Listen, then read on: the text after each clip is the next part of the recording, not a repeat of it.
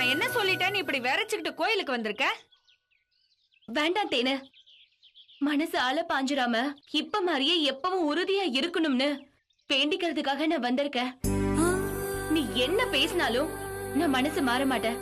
பேசாம போயிடுத்தேனு. அப்படிலாம் உறுதியா இருக்கணும்னு வேண்டிக்கணும்னா வேற கோயிலுக்கு போயிருக்க வேண்டிதானே?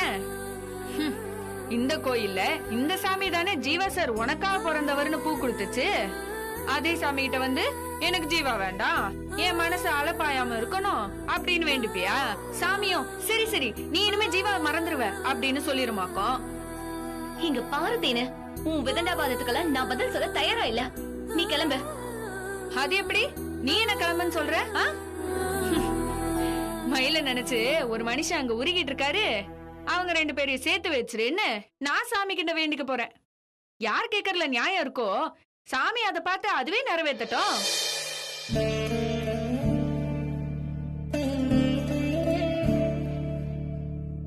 இது வரைக்கும் நான் இங்க வந்து அத கொடு இத கொடுன்னு பெருசா எதையும் கேட்டதில்ல. தாங்குற அளவுக்கு கஷ்டத்தை நாங்களே பாத்துக்குவோம்.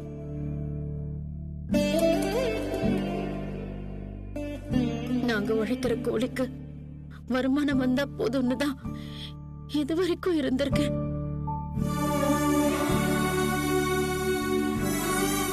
இத பத்தி எல்லாம் உன்கிட்ட வந்து குத்தம் குறைன்னு ஒண்ணுமே சொன்னதில்ல. உன்கிட்ட ஒரே ஒரு விஷயத்தான் நான் எப்பவும் கேட்டிருக்கேன். நாங்க எப்பவும் மான மரியாதையோட பொழைக்கணும். என் பொண்ணுங்களை பத்தியோ அதுங்க பொறப்ப பத்தியோ என் வளப்ப பத்தியோ யாரும் குறை சொல்லாத மாதிரி பாத்துக்கோன்னு கேட்டிருக்கேன். இப்படி கைவிட்டுட்டியம்மா, ஒரு கூட நிக்க அவங்க முன்னாடி தலை குனிஞ்சு நிக்க வச்சுட்டே. 1000 அவமானம் நடந்தாலும் கல்யாணம் நடக்க போகுதுன்னு என்னால நிம்மதியா இருக்க முடியல.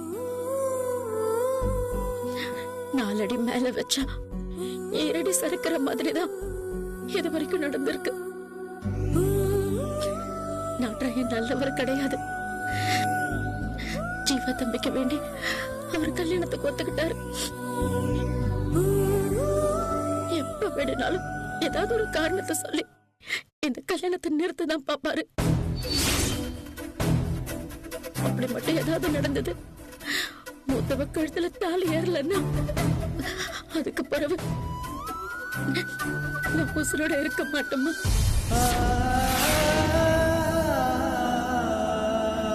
ஊர் பேச்செல்லாம் தாங்கிக்க மாட்டேன், மாச்சுக்குவேன்.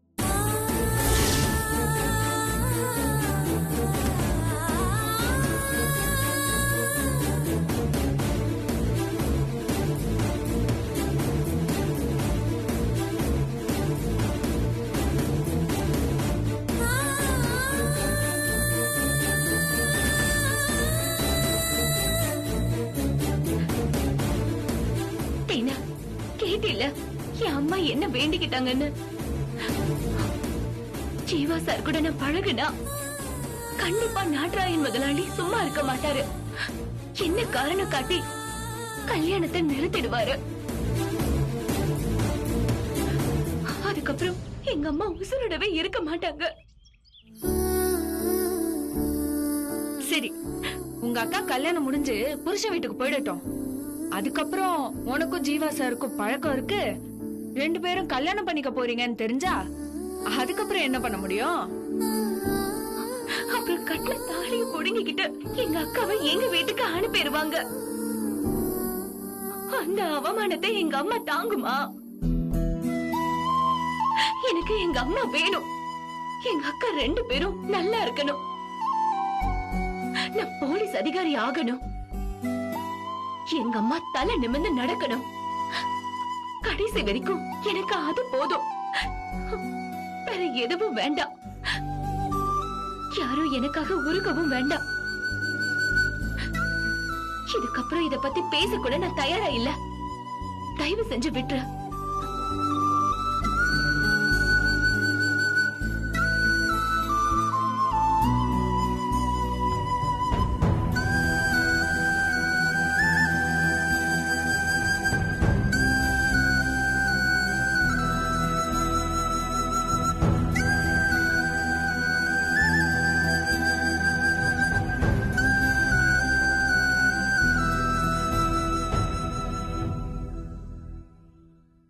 நீ கவலைப்படாதம்மா, எல்லாம் நல்லபடியா நடக்கும். சாமியை வேண்டிக்கும்.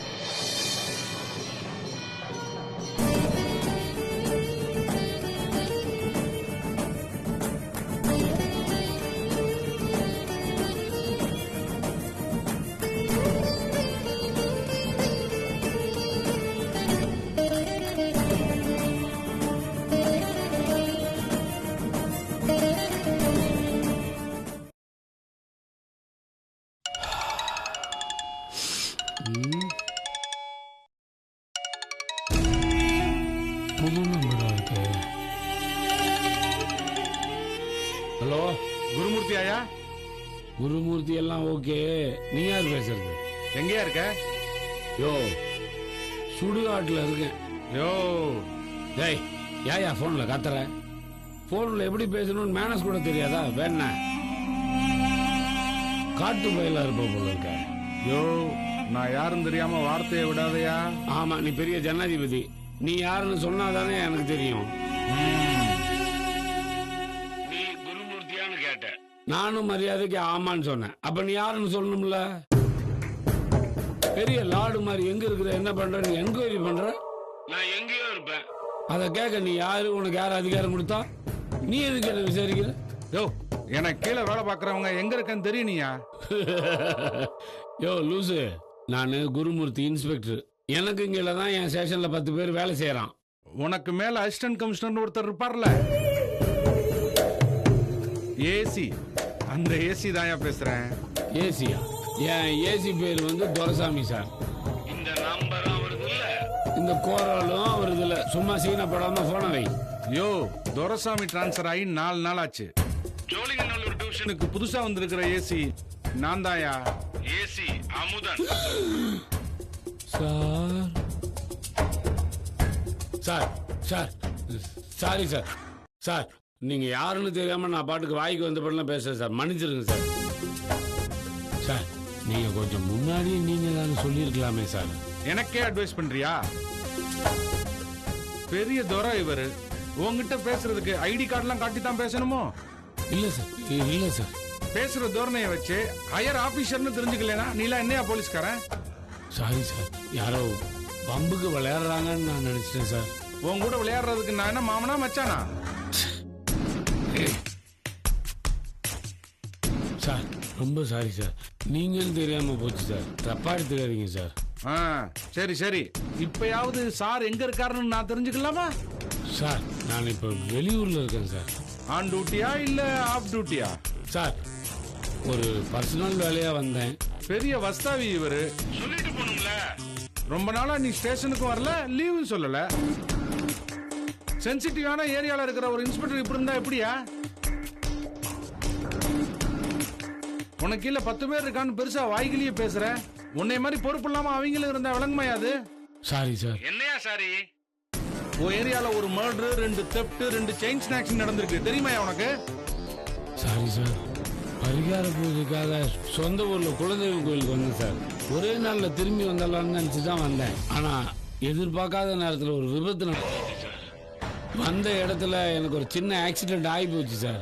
1 வாரமா நான் ஹாஸ்பிட்டல்ல தான் சார் இருக்கேன். கோமாவில இருந்த இன்ஃபார்ம் பண்ணிருக்கலாம்ல.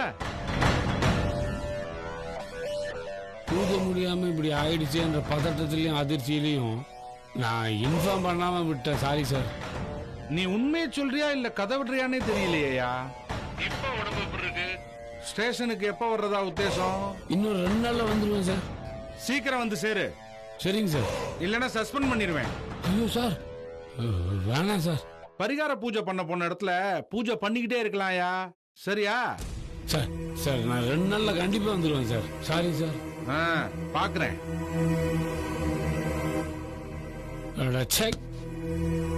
இவன் யாரியா? இவனுக்கு அவனே பரவாயில்ல போல இருக்க. ஒரு 7.5 போனா இன்னொரு 18 தான் வருது. என்ன ஜாதகண்டா இது? நான் பாட்டுக்கு இந்த புது ஏசியும் தெரியாம வாய்க்கு வந்தபடியெல்லாம் உளறி வச்சுட்டோம். என் வாயில வாசுவே சரியில்லை. இவன் எப்படிப்பட்ட ஆளு, என்ன பண்ணுவான், எப்படி பழி வாங்குவான் இன்னும் புரியலையே கடவுளே. என் பொண்டாட்டி வர எனக்கு நேரம் தெரியல நேரம் தெரியலன்னு சொல்றா. ஒருவேளை அது உண்மையா இருக்குமோ?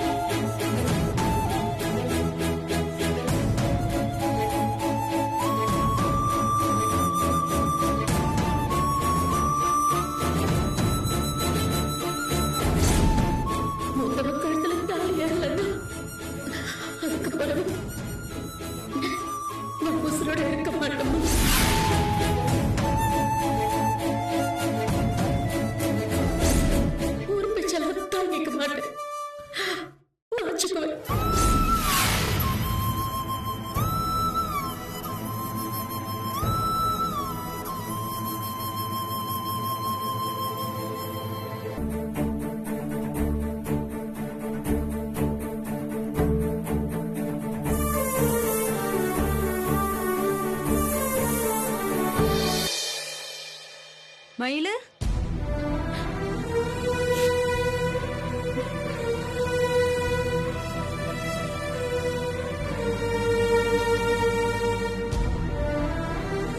என்ன தனியா உட்கார்ந்து அழுதுட்டு இருக்க? அழுதனா? நான் எதுக்கு அழணும்? மயிலு எவ்வளவு பெரிய பிடிவாதக்காரனா இருக்கட்டும், தும்பல் வந்தா எப்படி அடக்க முடியாதோ அதே மாதிரி காதல் வந்தாலும் அடக்கி வைக்க கூடாது. இல்லனா இப்படிதான் உட்கார்ந்து அழுதுட்டு இருக்கணும் தனியா. இல்ல தேனு, நீ நினைக்கிற மாதிரி எல்லாம் எனக்கு ஒண்ணும் கிடையாது. எங்க அம்மா எனக்கு வேண்டி படாத கஷ்டம் எல்லாம் பட்டிருக்கு. என்ன காப்பாத்துறதுக்கு நான் வாழ்க்கையவே தியாகம் பண்ணிருக்கு. எங்க அம்மா வேலைக்கு போறப்ப மலருக்காக என்ன அம்மா மாதிரி தூக்கி சுமந்தா. அவங்களுக்கு நான் திருப்பி செய்ய வேண்டிய நன்றி கடன் நிறைய இருக்கு. தப்பி தவறி என் மனசுல தோணின தப்பான எண்ணத்தை எல்லாம் நான் வேரோட கிள்ளி போட்டுட்டேன். இனிமே அதை பத்தி எதுவும் பேசாத. அப்போ ஜீவா சார் எப்படி போனாலும் உனக்கு கவலை இல்லைல்ல? வேண்டாத எண்ணத்தை மனசுல வளர்த்துக்கிட்டா கஷ்டப்பட்டுதான் ஆகணும். அதுக்கு யார் என்ன பண்ண முடியும்? மயிலு மயிலு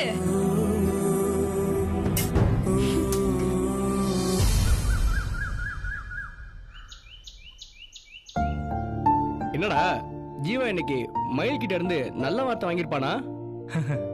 அதெல்லாம் சொல்லிருப்பாடா. அவன் நாட்ட அழகான கோடீஸ்வரட்டு பையனை வேணான்னு சொல்றதுக்கு அவளுக்கு என்ன பைத்தியமா?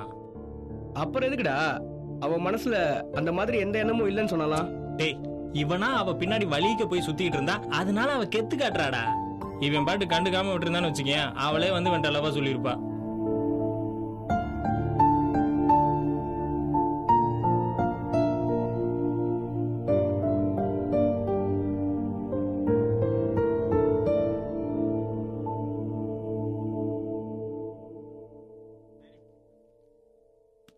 என்ன மச்சான், உன் லவ் ஏத்துக்கிட்டாளா? அடப்போடா, அவ அப்படி ஒரு எண்ணமே இல்லைன்னு தான்டா இப்பவும் சொல்றா. என்னது மச்சான், அவளை பத்தி உன்கிட்ட ரேக்கி விட்டதே நான் தான். இப்ப நானே சொல்றேன், ஓடி இவளன்னு விட்டு தள்ளு மச்சான். ஏன்டா அப்படி சொல்ற? பின்ன என்ன மச்சான், உன்னை வேணான்னு சொல்ற அளவுக்கு அவ என்ன பெரிய இவளா? அப்படின்னா டேய், உன்ன மாதிரி ஒருத்தனை கல்யாணம் பண்றதுக்கு அவளுக்கு என்னடா தகுதி இருக்கு? உன்னால கிடைக்கிற வாழ்க்கை அவ கற்பனை பண்ணி பார்க்க முடியுமா? நீயே வாண்டடா போய் அவகிட்ட லவ் சொன்னோடனே மறுபேச்சே பேசாம இது கடவுளே கொடுத்த வரம் நினைச்சு லவ் உடனே ஓகே பண்ண வேணாமா? அதை விட்டுவிட்டு நான் அப்படி இல்லைங்க, நான் இப்படி இல்லைங்கன்னு சொன்னா என்ன அர்த்தம்? மச்சான், இதெல்லாம் சும்மா சுத்தல விட்டு வேடிக்கை பாக்குற கேரக்டர் மச்சான். டேய், ஞாபகம் இருக்குல்ல, எஸ்டேட்டுக்கு வழி கேட்டப்ப கூட நம்மளை அலைய விட்டு வேடிக்கை பார்த்தவ தானே அவ? அந்த தோப்புக்கு வா, அங்க வா, இங்க வேணா அலைய விட்டவ தானடா அவ. அவ டிசைன் அப்படி மச்சி. நீ பேசாம விட்டு தள்ளு, அவளே உன்னை தேடி வருவா. இல்லடா, அவ வரமாட்டா மச்சி. நானே விலகி போகணும் தான் அவ இந்த மாதிரிலாம் பண்ணிட்டு இருக்கா. அவ ஒரு காலத்திலயும் பணத்துக்கு மயங்குறவெல்லாம் கிடையாது. அவ தன்மானத்துக்கு முன்னால நான் பணக்காரங்கிறதெல்லாம் ஒரு தகுதியே கிடையாது. அவகிட்ட எனக்கு ரொம்ப பிடிச்ச விஷயமே அதுதான் மச்சான்.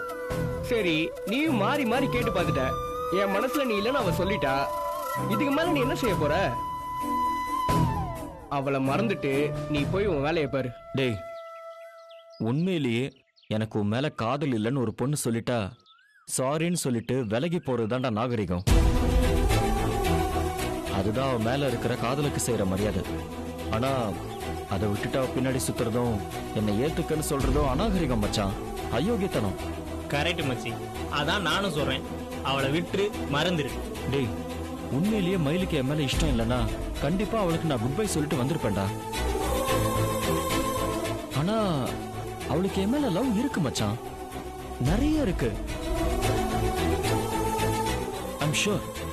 I'm damn sure about this. She loves me a lot. டேய், அவ தான் என் மனசுல அப்படி ஒரு எண்ணமே இல்லைன்னு சொல்லிட்டாளேடா. டேய், ஆமாண்டா சொன்னா, ஆனா அது உண்மை இல்ல மச்சான். டேய், உண்மை இல்லைன்னு எப்படா சொல்ற? டேய், வாய் பொய் பேசுண்டா, ஆனா அவ கண்ணு பொய் பேசாது. அவளுக்கு பேச தெரியாது. என்ன பார்த்ததுல இருந்து அவளுக்கு என் மேல வெறுப்பாதான் இருந்திருக்கும். நாமளும் அப்படிதானே நடந்துகிட்டோம். கெஸ்ட் ஹவுஸ்ல வச்சு அவளை எப்படியெல்லாம் வெறுப்பேத்தணும். ஷட்டில் கார்க்க பொறுக்கி போட சொன்னோம். நீங்க குடிக்கிறதுக்கு அவளை கடைக்கு அலைய வச்சிங்க. கஞ்சி வைக்கிறதுல இருந்து ஒத்தடை கொடுக்கறது வரைக்கும் அவளை நான் எப்படியெல்லாம் கொடுமைப்படுத்தினேன். அவளை நான் அரைஞ்ச மச்சான். இதெல்லாம் போதாதுன்னு சொல்லி செயினை ஏன் திருடுனேன்னு சொல்லி மயில் வீட்டுக்கு வேற போய் நின்ன.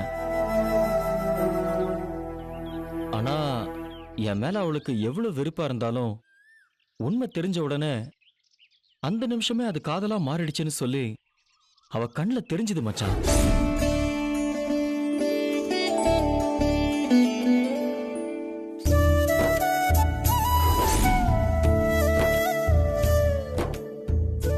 அவளுக்காக நான் கோயில்ல தீபம் அணையாம பாத்துக்கிட்டதுல என் கையில சூடு பட்டுதுன்னு தெரிஞ்ச உடனே அவ பதறினாலே அதுல தெரிஞ்சதுடா அவ காதல்.